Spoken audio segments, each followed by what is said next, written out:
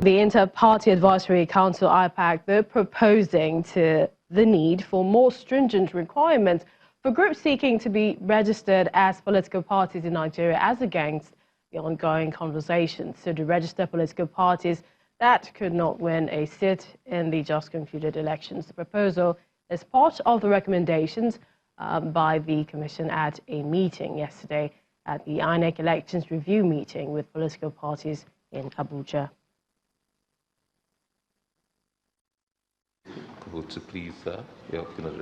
The chairman of the Independent National Electoral Commission and its electoral commissioners are meeting with the chairmen and leaders of political parties in Abuja.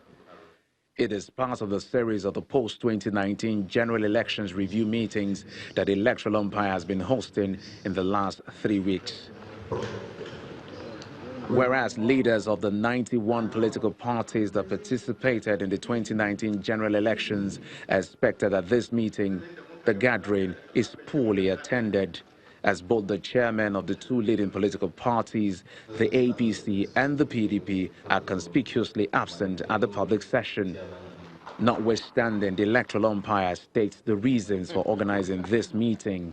This meeting is essentially a review of the conduct of the 2019 general elections from the perspective of the political parties, to discuss issues pertaining to party registration and management of political parties, to additional issues as outlined in a template of 7 major themes that have been provided to you. The chairman of INEC is worried that most political parties do not comply with the existing electoral laws, especially as regards the submission of elections expenses reports to the Commission. I wish to remind you that the Electoral Act 2010, as amended, requires each political party to submit 2 election expenses reports to the Commission. So far, no political party is in compliance.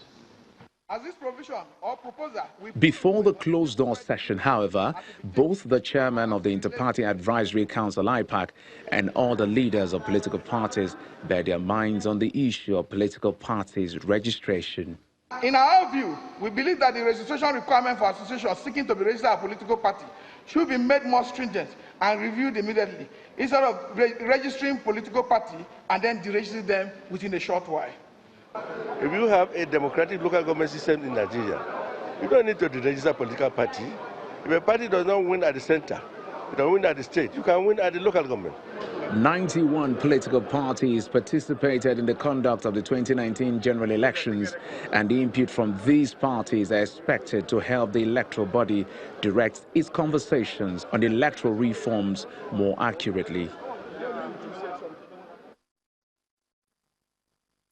We're now being joined by the Chief Press Secretary to the INEC Chairman, Mr. Rotimi Oyekomi, as we discuss the various INEC consultations on the 2019 draft recommendations.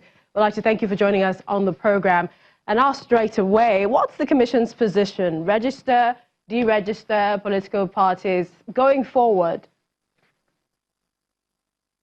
Thank you very much.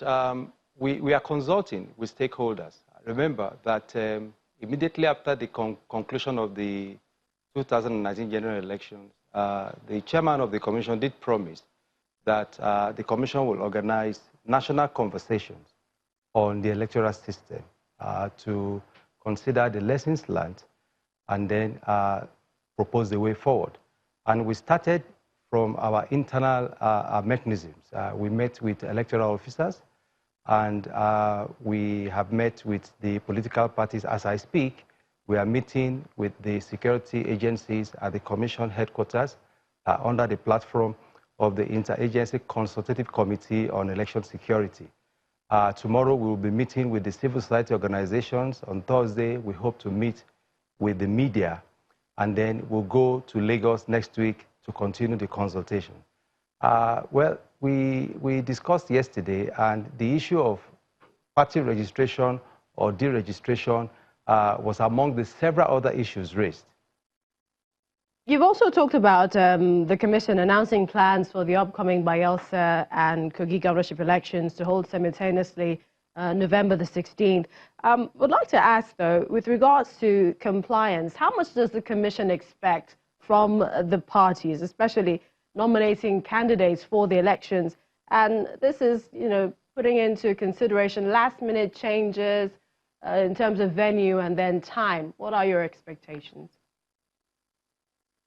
Precisely. The chairman of the commission made that comment yesterday, appealing to the political parties to look at the timetable and schedule that we released in May.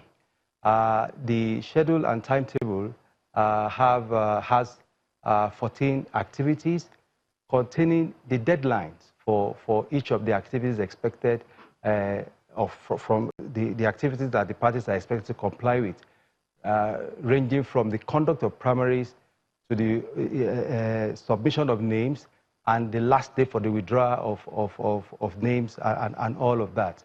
And because these timelines were established early, we expect the parties to look at them carefully and adjust their activities so that we will not have a situation where they will be rushing towards the deadline or they will miss the deadline and then expect the commission to stretch back and accommodate. The commission has made it very clear that it will not entertain anything outside the deadline. And we appeal to the political party to please comply, because if you don't comply, then we may have some issues.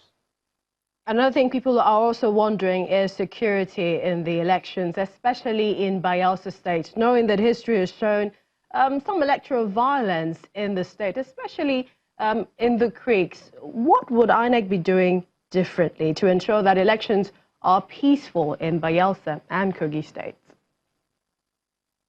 Thank you very much. You recall that in 2015, the Commission had a very nasty experience in the two states.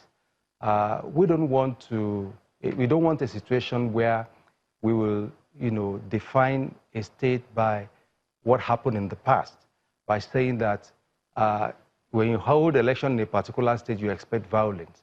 We don't want to say that. That's why the chairman, the commission, essentially is appealing to the political parties to practice what they preach. And we are very excited that in Bayelsa, the state government already is initiating a peace move with a particular organization. I can't recall the name now. They're organizing a peace summit where all the political actors will meet and agree that they should make sure that violence does not occur.